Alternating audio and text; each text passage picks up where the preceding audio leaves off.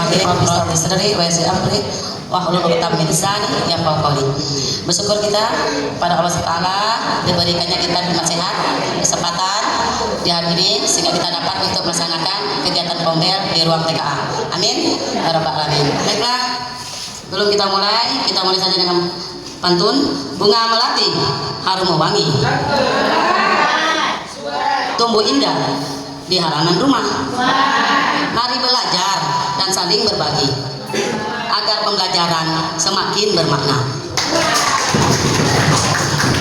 Baiklah, kita lanjut acara kedua, yaitu doa yang dipimpin oleh Bapak Samsul.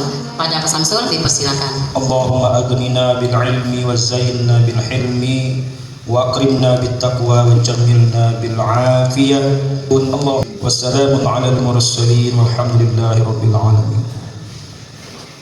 Berikutnya kita masuk tujuan Pombel hari ini, yaitu untuk pengimbasan pelatihan dari Ibu Dina kemarin. Baiklah, kita masuk acara puncak, yaitu penyampaian materi. Pada Ibu Dina dipersilakan. Bismillahirrahmanirrahim. Assalamualaikum warahmatullahi wabarakatuh. Rabbi shrah li sadri wa yassir li amri wahlul 'uqdatam min lisani yafqahu qawli.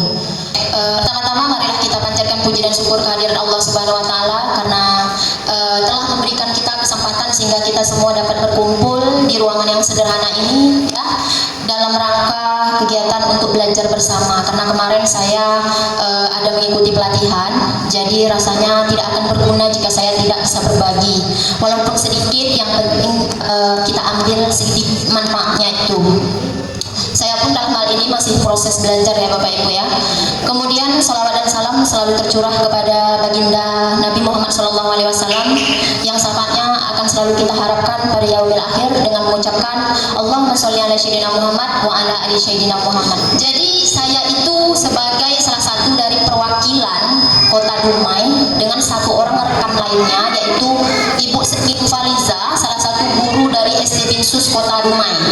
Jadi kami berdua diutus untuk mengikuti pelatihan yang diselenggarakan oleh BGTK Provinsi Riau.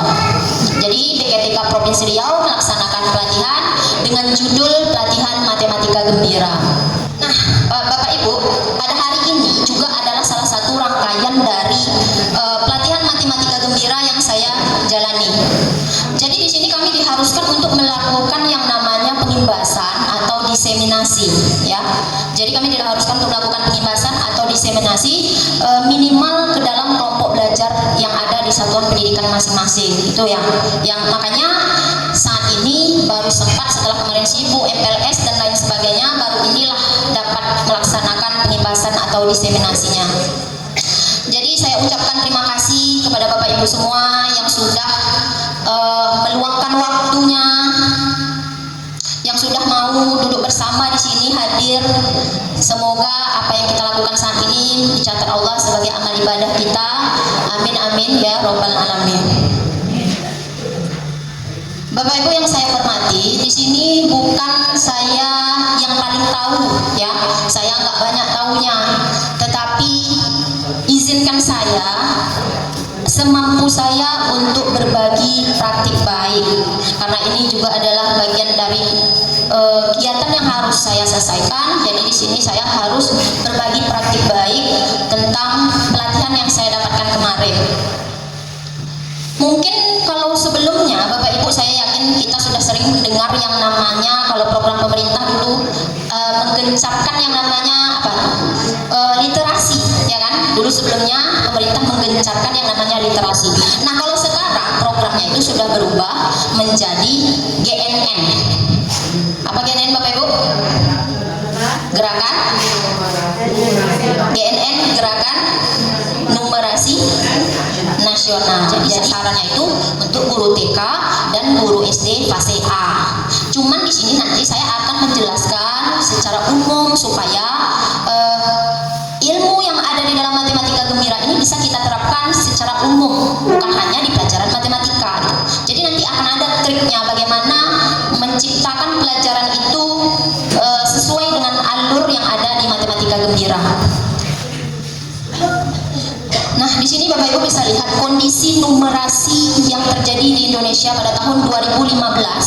Sport Trends in International Mathematics Science Study diperoleh skor 397. Dengan kondisi ini, maka Kementerian Pendidikan Dasar Menengah Kemendikdasmen mengambil atau mengangkat numerasi itu sebagai indikator penting untuk mengukur kualitas literasi matematika siswa. Makanya dibentuklah ada yang namanya Gerakan Numerasi Nasional. Jadi Gerakan Numerasi Nasional ini adalah program kolaboratif antara pemerintah, kemudian masyarakat, kemudian sekolah dan lembaga pendidikan, ya, untuk apa? Untuk meningkatkan kecakapan numerasi masyarakat Indonesia agar mampu memecahkan masalah, kemudian mengambil keputusan yang berbasis angka dalam kehidupan sehari-hari. Bapak Ibu, apa yang terlintas di pikiran Bapak Ibu ketika mendengar kata matematika gembira? Coba. Apa? Menyenangkan. Jadi belajar matematika itu menyenangkan. Apa lagi? Bahagia. Asik. Jadi belajar itu asik. Jadi yang terlintas di pikiran Bapak Ibu bahwa ketika kita belajar mendengar kata matematika gembira, ya belajar itu menyenangkan, asik. Apalagi belajar sambil bermain, ya, bisa juga bernyanyi atau melakukan ya kegiatan-kegiatan lain yang jelas menggembirakan. Ya, itu dia mengenai matematika gembira. Di sini ada kehidupan sehari-hari, ada numerasi, ada matematika. Jadi, seseorang ketika mampu menghitung matematika atau mengerjakan soal rumus yang sulit sekalipun, dia belum tentu memiliki kecakapan numerasi yang baik gitu. Jadi, numerasi itu jembatan agar pelajaran matematika bisa berguna, bermakna bagi murid, kemudian akan diterapkan di dalam kehidupan sehari-hari. Jadi seperti itu. Tetapi ketika anak yakin, karena kita yang menanamkan keyakinan itu nanti, keyakinannya matematika itu menyenangkan atau menggembirakan, disitulah akan ada yang namanya pola pikir bertumbuh. Nah, kita kesini dulu lah ya. Boleh berdiri dulu Bapak Ibu. Ini juga kami lakukan kemarin ketika pelatihan, biar gak bosan-bosan amat ya. Kita bergerak sedikit.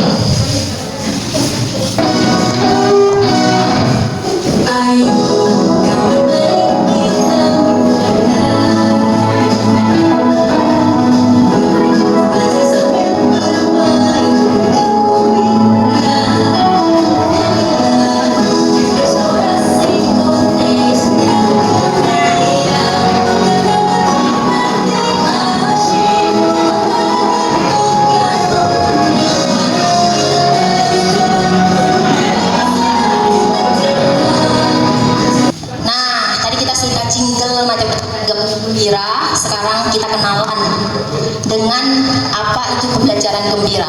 Jadi gembira itu Bapak Ibu adalah pendekatan atau sebuah alur pembelajaran yang mana dari kata gembira itu ada akronimnya masing-masing. Gembira G dari kata gembira, gali dan eksplorasi. Kemudian M-nya muat konten, B-nya buat aktivitas, I-nya ikuti pemikiran murid, R-A-nya pada kata ra, itu rayakan dan akhiri. Nah, di sini Bapak Ibu lihat alur dari pendekatan pembelajaran matematika gembira ini, gembira. Dia itu adalah suatu pendekatan yang bukan hanya menjadikan pembelajaran matematika itu menggembirakan gitu kan. Bukan cuman kelas itu menjadi ramai, senang, bukan, tetapi juga memadukan suasana belajar. Pelaksanaannya di dalam kelas itu terikat dengan 3 pilar utama ini. Yang pertama, sesuai dengan prinsip pembelajaran mendalam. Jadi suasana belajarnya menggembirakan nih dia ya. Prinsip pembelajaran mendalamnya bermakna, berkesadaran, menggembirakan. Jadi di sini kita bahas satu-satu ya Bapak Ibu ya. Gali dan eksplorasi. Nanti sesudah kita bahas ini saya akan tunjukkan RPP yang mencakup ini semua. Gitu ya.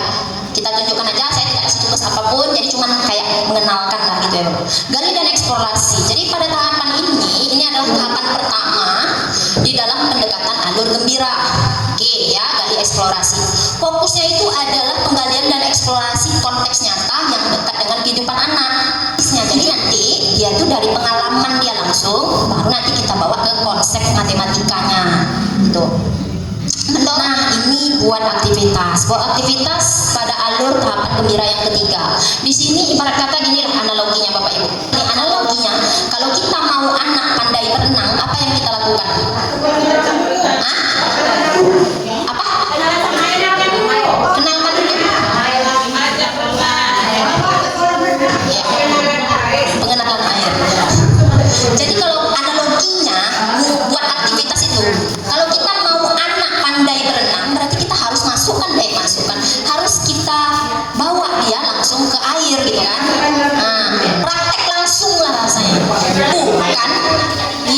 Bukan kita suruh baca buku berenang. Nah, baca buku panduan berenang, nanti kamu bisa berenang tuh gitu kan.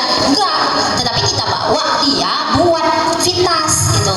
Aktivitas apa tujuannya? Ya kalau misalnya mau pandai berenang, ya buat aktivitas berenangnya gitu. Ada analoginya seperti itu. Jadi kita guru hanya mengamati apa strategi dari murid itu tadi. Strateginya terutama apa? Bagaimana dia menyelesaikan masalah. Jadi di sini akan daya berpikirnya itu nanti akan terasa di kegiatan buat aktivitas ini. Ini poin yang keempat, ikuti pemikiran murid. Jadi untuk alur pendekatan matematika gembira ini pada bagian ikuti pemikiran murid ini, peran guru itu bukan lagi sebagai penceramah ya Bapak Ibu. Ketika kita mau mengikuti pemikiran murid, guru itu menjadi pemandu wisata, bukan menjadi supir bus. Ya analoginya nih, kalau supir bus masuk penumpang, duduk diam di situ ya kan. Kemudian setelah penumpang duduk diam di dalam bus, turunkan penumpang dekat tujuannya tanpa peduli. Kalau supir bus itu nggak peduli apa yang dirasakannya selama perjalanan, apakah menyenangkan, apakah perjalanannya apakah penumpang itu paham jalurnya gitu kalau supir bus. Tetapi pada bagian ikuti pemikiran murid, guru itu menjadi pemandu wisata. Pemandu wisata bagaimana? Jalan berdampingan dengan anak. Kemudian kita validasi idenya. Idenya kita validasi. Sesudah kita validasi, baru arahkan kembali ke tujuan utama. Jadi dengan kata artian, ketika murid melakukan kesalahan, misalnya di kelas itu, dia mau menjumlahkan 3 tambah 4, 3 tambah 4 dijawabnya 6. Jangan kita langsung mengejar dia, tetapi ikuti dulu. Kenapa nak menurut kamu jawabannya begitu gitu kan? Nah itu dia bagian ikuti pemikiran murid. Kalau ada miskonsepsi atau kesalahan, kita tanyakan dulu, telusuri dulu, ikuti pola pikirnya dulu, baru kita arahkan yang benarnya begini. Nah coba kamu hitung lagi. Nah tangan rayakan dan akhiri ini kita sebagai guru hendaknya menutup pelajaran itu dengan kesan yang manis gitu. Supaya apa? Supaya emosi positif yang didapat sama anak sesudah belajar hari itu nanti akan bertahan untuk pertemuan berikutnya. Kalau dia sudah senang di hari itu, tentu hari besoknya dia mau belajar lagi senang hatinya gitu kan.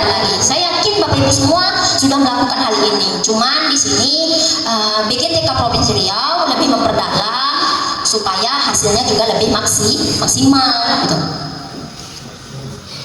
Apresiasi merupakan salah satu cara untuk mengakhiri pembelajaran dengan makna, karena menutup sesi dengan rasa puas anak, rasa bangga anak karena kita sudah puji dia tadi kan, akan membuat anak semangat belajar. Jadi dia akan terus semangat jadi gitu kan. Jadi dia pulang dari belajar MTK tuh bukan ngeluh sama mamanya, bisa jadi pelajaran matematika malah jadi pelajaran favorit.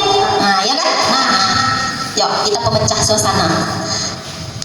Menurut Bapak Ibu dari gambar itu, segitiga mana yang paling kecil? 5 yang paling kecil. Ada lagi jawaban lain? Karena 1 jauh. Lagi? Ada lagi? Iya. Ayo lihat. Berdasarkan perspektif 5. Tadi 5 jawabannya. 5 itu lebih besar.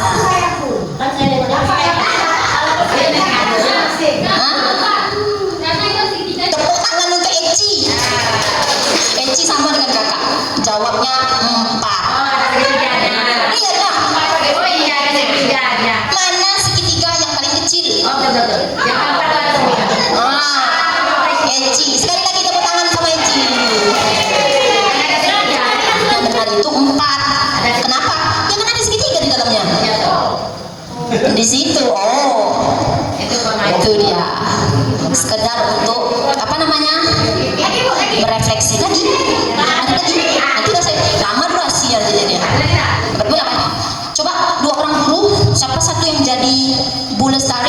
Pak Bima. Nah, Bu Lestari.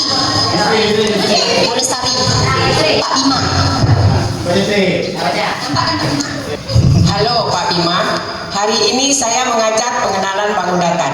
Saya mulai dengan menyebutkan ciri-ciri segitiga, persegi, dan lingkaran. Wah, langsung ke definisi dan soal ya, Bu. Itulah kira-kira. Iya, biar murid hafal dulu bentuk dan jumlah sisinya. Saya menarik juga. Jadi, murid belajar mengenal bentuk geometri melalui warisan budaya ya. Betul, dan mereka jadi lebih antusias karena bentuk-bentuk itu mereka temukan sendiri. Sekarang saya berikan Bapak Ibu pertanyaan. Yang pertama, apa perbedaan utama antara pendekatan yang dilakukan oleh Bu Lestari dan Pak Bima? Siapa mau jawab? Perbedaannya apa? Tadi sudah dibacakan. Kalau Bu Lestari kayak gini, kalau Pak Bima begini gitu kan. Perbedaannya ada? Beda lah, jelas beda tuh. Apa perbedaannya? Bu mau jawab? Kalau Bu Lestari dia tidak menggunakan bahan ajar, misalnya seperti alat peraga yang ada di sekitar murid. Sementara Pak Bima menggunakan kain tenun yang memang sehari-hari ada pada murid, dan murid lebih suka melihat langsung bahan ajar dan mereka langsung menuju ke bahan ajar tersebut. Kontekstual namanya. Oke, tepuk tangan untuk Bu Triana. Ada lagi pendapat lainnya? Ada lagi pendapat lainnya? Ayo, satu lagi. Ibu, ya satu lagi.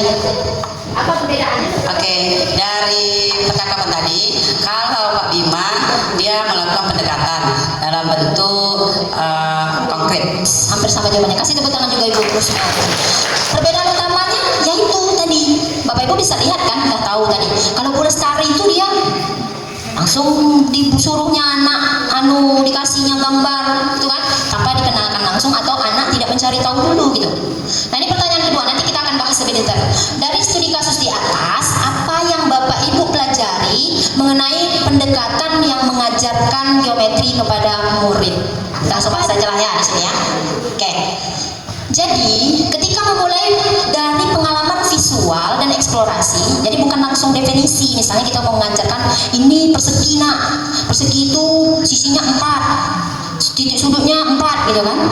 Jadi langsung aja kita menulis. Sementara Pak Bima menggunakan pendekatan inquiry, anak menemukan sendiri gitu. Dimulai dari eksplorasi benda nyata di sekitar.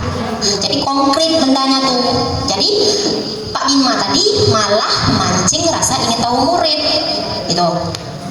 Jadi pendekatan Bu Lestari membuat murid kurang terasah daya nalarnya, tak terasah kalau pada Bu Lestari tadi. Tapi kalau Pak Bima, dia akan membangun kemampuan berpikir kritis dan kreatif. Karena apa? Karena anak yang mencari sendiri. Ditengoknya tenun tuh, Bu, ini bentuknya ada petak, Bu, ada juga bentuknya segitiga, di sisinya segitiga gitu. Jadi di situ anak akan berpikir kritis dan kreatif melalui benda konteks tadi yang kita bawa.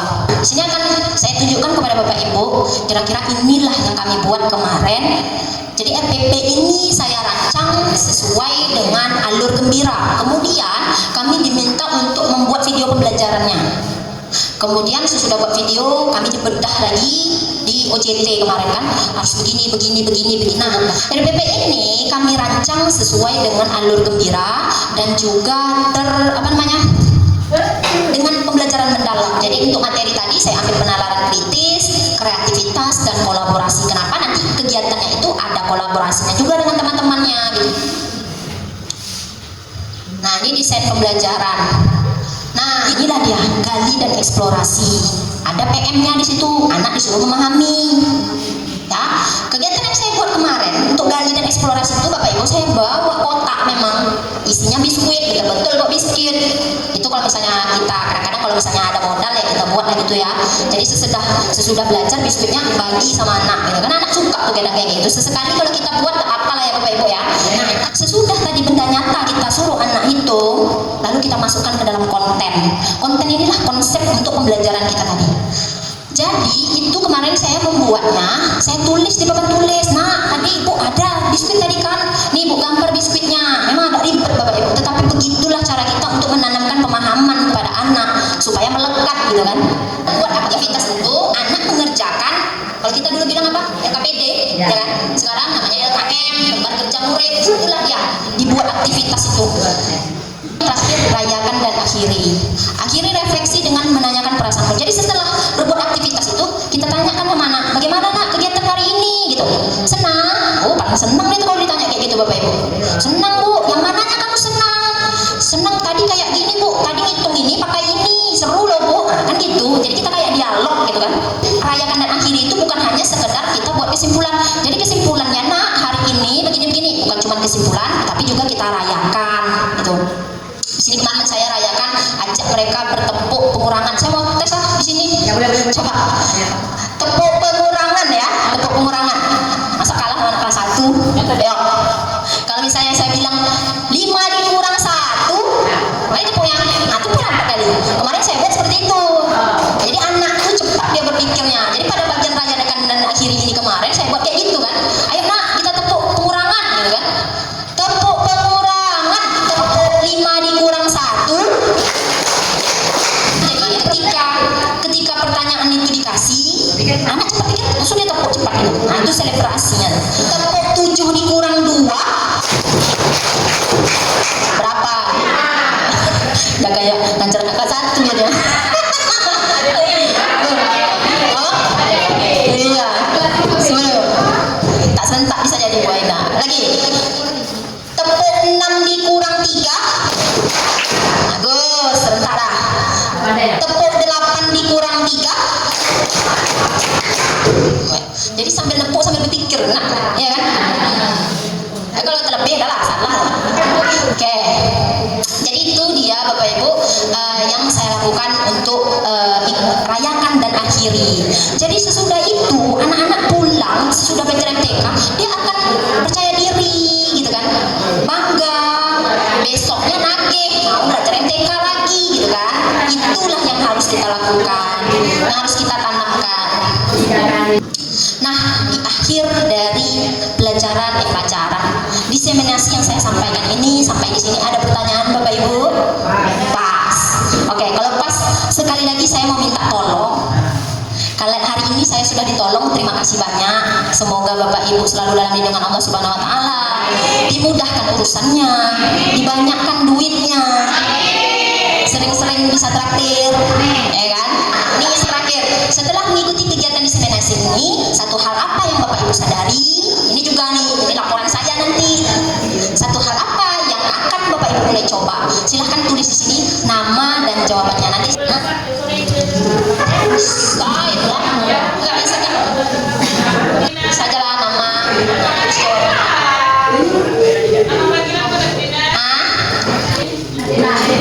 Terima kasih. Aina.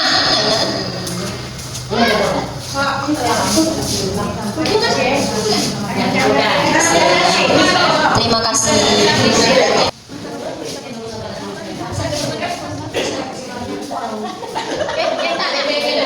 Sesudah mengisi sticky note tadi, terima kasih banyak saya ucapkan. Semoga apa yang Bapak Ibu perbuat hari ini, apa yang sudah kita lakukan hari ini dapat bermanfaat bagi kita semua. Sekali lagi, semoga juga dicatat sebagai amal kebaikan, karena belajar itu juga adalah nilainya, pahalanya juga sangat tinggi gitu kan, karena belajar untuk kebaikan. Jadi di sini Bapak Ibu, saya sebagai peserta dari pelatihan Nadika Gembira sudah menyampaikan diseminasi ini. Alhamdulillah berjalan lancar, alhamdulillah Bapak Ibu semua sudah berpartisipasi aktif. Jadi sebelum saya tutup, saya mau mengucapkan terima kasih, dan yang terakhir saya mau minta maaf barangkali ada kata-kata saya yang salah atau perbuatan saya yang tidak pada tempatnya. Saya mau minta maaf. Jadi kesimpulannya dari pelatihan Nadika Gembira ini intinya adalah bagaimana menciptakan pelajaran atau pembelajaran itu yang menyenangkan, kontekstual, dekat dengan anak, kan? Melibatkan anak, partisipasinya aktif. Jadi secara keseluruhan itu terlepas dari kelima alur dari Nadika Gembira. Itu saja.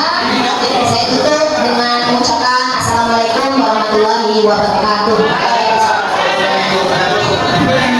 Baiklah Bapak Ibu semuanya, sebelum kita tutup acara kita beri dulu apresiasi pada bintang. Bunga Melati, kamu Ami. Tunggu ya, di halaman rumah. Mari belajar dan saling berbagi. Ada pembelajaran semakin bermakna.